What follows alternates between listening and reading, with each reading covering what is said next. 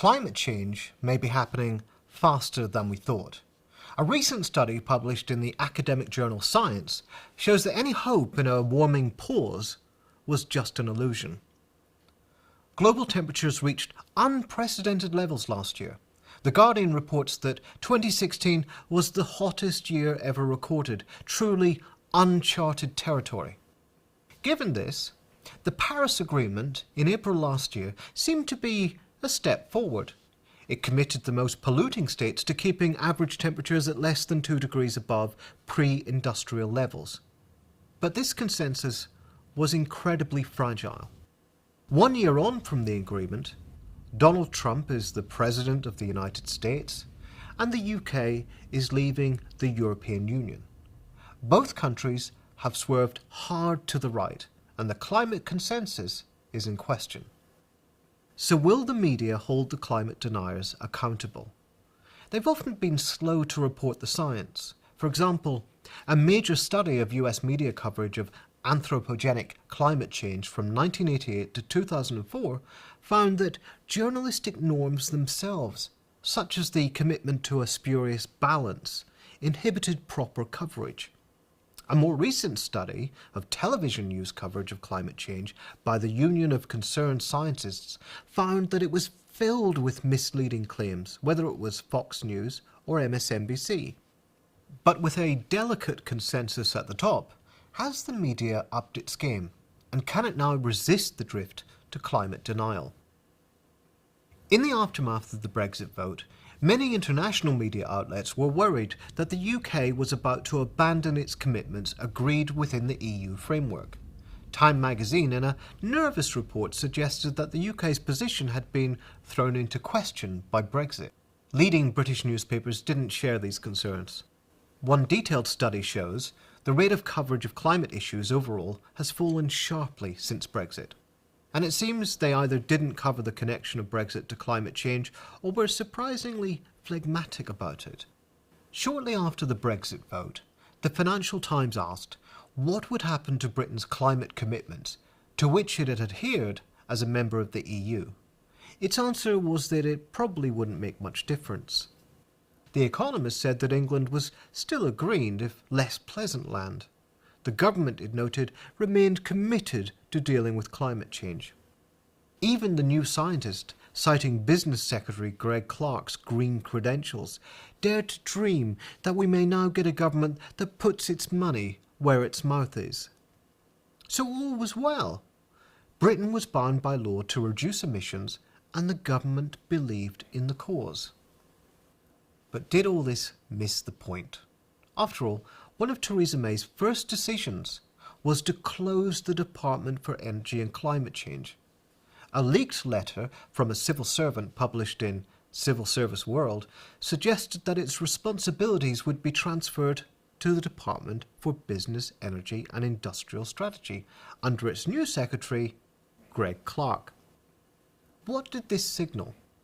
Ironically, it might have been the far-right Murdoch tabloid The Sun which cottoned on quickest. The paper cheered a government plan to cut subsidies for green energy sources and technologies as part of a post-Brexit growth strategy, because it said subsidies had pushed electricity prices sky high. It also published a delirious opinion piece by James Delingpole, relishing in how our post-Brexit economy could be boosted by fracking. And the government seems to agree. The UK is, according to The Independent, to scale down climate change measures. This is part of realising Theresa May's vision that Britain should become a great global trading nation. In practice, of course, this necessitates downplaying the science, and even the government's own findings. One of the major stories to break in the new year was that, as The Independent reported, the government had tried to bury its own alarming report on climate change. The report warned of people dying in heat waves, massive damage from flooding, and significant risk to food supplies. It stated that the government's plans for dealing with these issues was inadequate and added, with 4 degrees of warming and a high population growth, the number of households at a significant chance of flooding is projected to increase from 860,000 today to 1.9 million by the 2050s. and 4 degrees is a likely increase by 2050 based on the current trajectory. So how do the British media cover the UK climate change risk assessment report? Apart from The Independent, barely at all.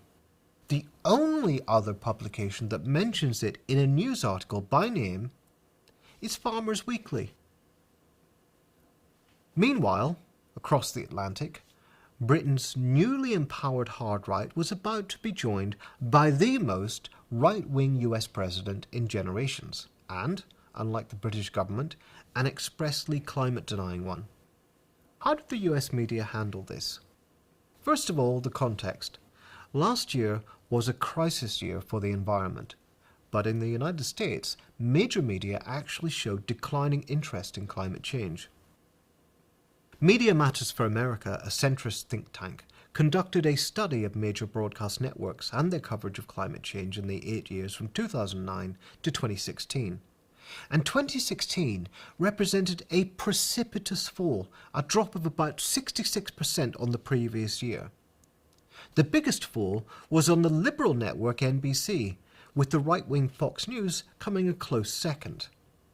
This meant, as Mother Jones reported, that broadcast news spent less than an hour covering climate change in 2016. 50 minutes to be exact. Many issues were completely ignored, such as the public health implications, as the media preferred to focus on dramatic stories about extreme weather. Climate denial was given uncritical coverage not only on Fox, but also on CBS and PBS. This in spite of the fact that the Republican candidate Donald Trump was running on an open platform of climate denial.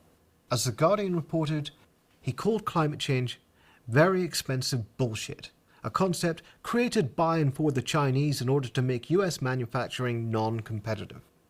On top of that, the same outfit found that major broadcasters, while covering climate change a lot more in 2015, had significantly increased the amount of time given to climate denial in that year. With the overseas press worried that Trump's rule would signal the end of US dominance in climate change battle, would the US media expose and oppose the government? On the face of it, they did. One study, looking at US newspapers, found that press coverage remained relatively level until Trump was elected, and then the New York Times led a spike in coverage. The typical Times fare blasts Trump for putting climate denialists in charge and attempting to dismantle Obama's policies, or for trying to reverse Obama's climate change legacy. The Los Angeles Times excoriates Trump for tweets which have bashed climate science for years and described the science as global warming hoax and scientists as global warming hoaxsters. What is more, as China condemns Trump for his selfish position, the typically nationalistic US media have surprisingly given credence to the Chinese position. The New York Times said China was poised to take lead on climate amid Trump's move to undo policies. The Wall Street Journal gives favourable coverage to a Chinese scientist who blasts Trump's climate change talk. But something important is being missed out in all this seemingly energetic opposition. It has to do with why, as the Financial Times reports, Exxon is pleading for Trump to stick to the Paris Agreement, and why major coal firms, as Politico reports, want Trump to stay in Paris climate deal. The energy firms which are urging Trump to support the Paris Agreement and give up his deranged conspiracy theories are banking on major growth. So why do they support an agreement which aims to reduce their chance of making profits? One answer is that, as a host of studies suggests, the specific measures that were prescribed would still lead to global temperatures rising up to 3.7 degrees above pre-industrial levels. In the US in particular, the journal Nature Climate Change points out the extent of climate mitigating policies and regulations are woefully inadequate with regard to meeting their stated goals. In particular, when it comes to coal, a report by Climate Analytics shows that if current plans for power continued, it would lock in the energy infrastructure on a carbon-intensive pathway for the next 40 years. The agreement doesn't prevent this. Trump's fossil fuel allies would be perfectly comfortable with a zombie Paris Agreement. Trump's denialism and vulgar rhetoric endangers a status quo that is favourable to the fossil fuel industry.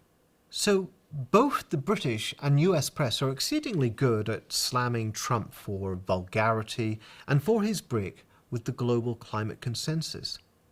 But the British press give May a free pass for making the right noises, while the US media barely covered climate change under Obama, let alone address the real-world implications of his policies.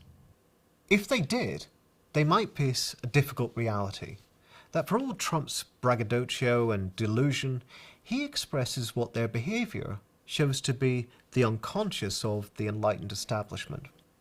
Capital's growth comes before everything, even survival.